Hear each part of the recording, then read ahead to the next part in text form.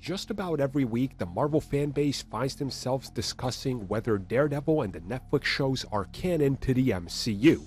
One week, all things point to yes, another week, all things point to no. This week, it's no, but yes. Yeah. So thanks to one of the designers who worked on Hawkeye, we now learn some more details in regards to bringing Wilson Fisk, aka the Kingpin, to Marvel Studios and having him played by Vincent D'Onofrio.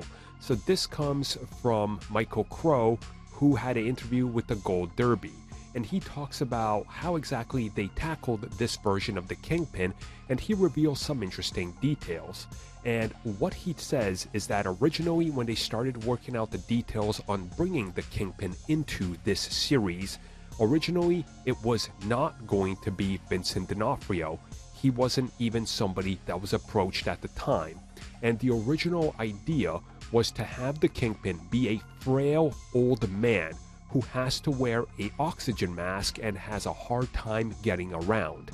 But then during the course of development, since they were writing the show and trying to figure out how it's all going to fall into place, it was during the course of shooting the first season that about 2.5 months went by, and right before they started doing the Wilson Fisk stuff, they were told that Vincent D'Onofrio had agreed to come on board. So multiple assets and things that they were working on for Wilson Fisk, such as the breathing mask and everything, were all scrapped in favor of going in the direction we saw in the actual series and final product. So this is where we get into the question of canon status, yes, no, maybe, what is it?